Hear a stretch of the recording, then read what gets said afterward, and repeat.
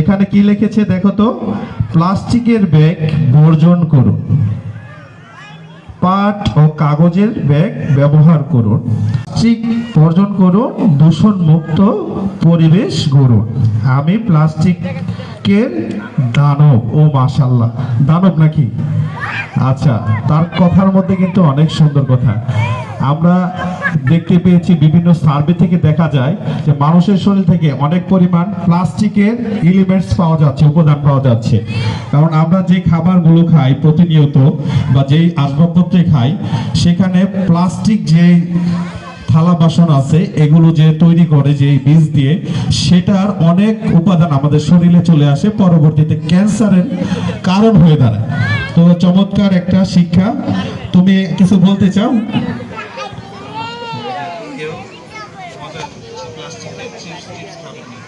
কেউ প্লাস্টিকের চিপস খাবেন না। ধন্যবাদ।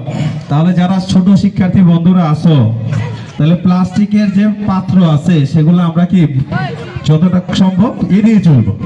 ধন্যবাদ তোমাকে। সুন্দর আরেকটি মেসেজ ছিল তার সাথে, যে আমি প্লাস্টিকের দানব। তো এইখানে আসলে আমরা যত্র এই প্লাস্টিকের বর্জ্যগুলো যেখানে সেখানে ফেলে আমরা পরিবেশ দূষণ করতে থাকি। এই পরিবেশ দূষণটা আমাদের স্বাস্থ্যের জন্য ক্ষতি। তো আমরা চাইবো এই পরিবেশ দূষণ রোধে সচেষ্ট হতে। ধন্যবাদ আমাদের ছোট্ট প্রতিযোগী সুন্দর একটি মেসেজ আমাদের দেওয়ার জন্য। প্রত্যেকে সচেতনতা অনুভব করব। ধন্যবাদ। আমরা দেখতে পাচ্ছি আরো একজন প্রতিযোগী আমাদের মাঝে উপস্থিত হয়েছে। আপনার নাম কি? আমার নাম মিঠিন। কোন ক্লাসে পড়ে? আমি ক্লাস 5-এ পড়ি। মাশাআল্লাহ। মিথিন, আজকে কি হয়ে আসছেন আপনি? মাইলস্টোনের শিক্ষিকা মেহরিন ম্যাম।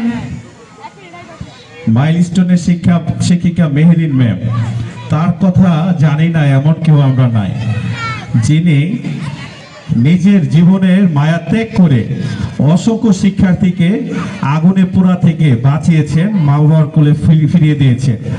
এমন শিক্ষিকা, আমরা তার জন্য দোয়া করি আল্লাহ তাআলা জান্নাতুল ফেরদৌস দান করুক, এবং ওনার মতো আদর্শ নিয়ে আমরা যেন শিক্ষক শিক্ষিকা হইতে পারি, আল্লাহ তাআলা সেই তৌফিক দান করুক। তো আপনাকে ধন্যবাদ। আপনি আর কিছু বলতে চাচ্ছেন? জি,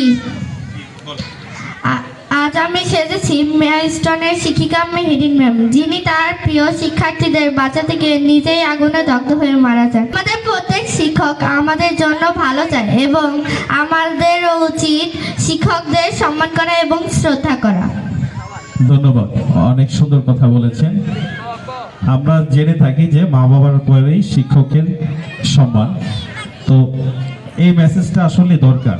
আমরা আদর্শ নাগরিক গড়ে তুলতে, শিক্ষার্থী গড়ে তুলতে আমাদের কথা শুনতে হবে, আমাদের সম্মান তো আগে করতে হবে শিক্ষকদের। এই জন্য যারা অভিভাবক আছেন তাদের পারিবারিক শিক্ষাটা অনেক বড় শিক্ষা। আপনারা বাচ্চাদেরকে বোঝাবেন, শিক্ষকের কথা শুনতে হবে, তাহলেই তারা আমাদের কথা শুনবে। আমরা বলবো মা বাবার কথা শোনো, তাদের সম্মান করো, এইভাবে চলো, এইভাবে পড়ো, তারা শুনবে। এই বিষয়টা আপনারা লক্ষ্য রাখবেন। মেহরিন ম্যামকে ধন্যবাদ জানাচ্ছি। এ পর্যায়ে আমাদের যারা